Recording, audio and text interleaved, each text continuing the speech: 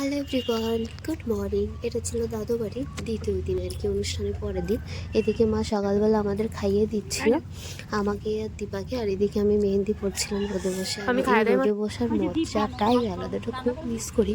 এবার একটা কেলেঙ্কারি হয়েছে, এই যে নারকেল তেলের মধ্যে তেল না ঢুকে জল ঢুকে গেছে। যাই হোক, একটু তেল দেওয়ার জন্য রোদে দিয়েছিলাম, অগত্যা সেটা হলো না। আর এদিকে দেখো একটা কুকুরের বাচ্চা হয়েছে, মানে দাদু বাড়িতেই থাকে কুকুরটা। তো আমরা সবাই মিলে, এটা হচ্ছে বর্মা।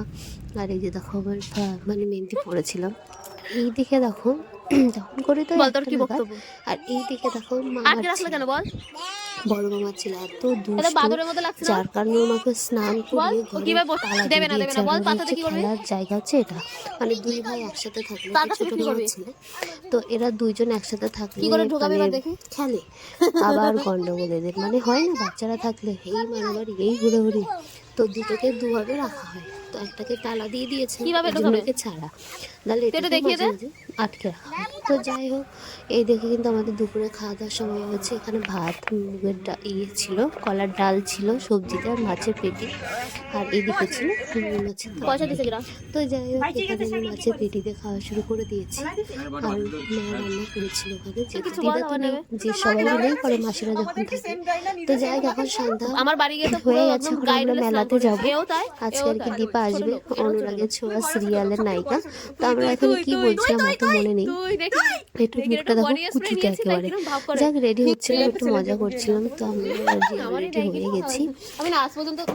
হচ্ছে আমাদের একটা মানে মহাযুদ্ধ, কারণ একটু পরে বুঝতে পারবে মহাযুদ্ধটা কিসের।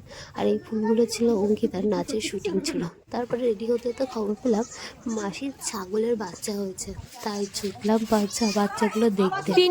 তো এই দেখে আবার দেখলাম, তখন প্রথমে দুটো বাচ্চা হয়েছে, তারপরে আবার হচ্ছে এক, মানে আবার পরে একটা হয়েছে, টোটাল তিনটে হচ্ছে। আর এই যে একটু ডল করে নিচ্ছে, এই যে ভাই বোনদের নিয়ে মেলা।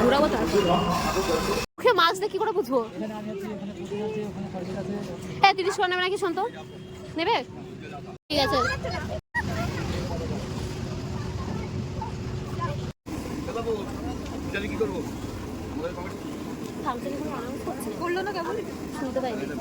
আমি অন্য মানুষটা ছিলাম।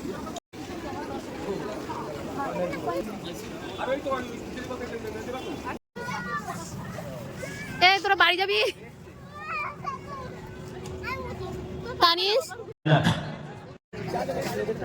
আগামীকাল এইভাবেই আপনারা আপনাদের উপস্থিতি এবং সহযোগিতার মাধ্যমে আমাদের অনুষ্ঠানগুলি।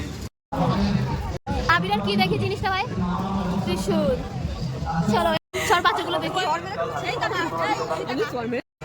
যাই হোক, এটা তো অভিজ্ঞতা হলো না। তারপর লাস্টে ওদের সবাইকে দিয়ে দিল উদ্দেশ্যে।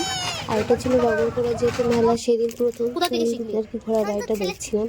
আর এদিকে পাকা কথার কোনো ঠিক নেই। সব মিলে বেশ সুন্দর একটা দিন আমরা উপভোগ করলাম। তারপরে আসে সেদিন করবে।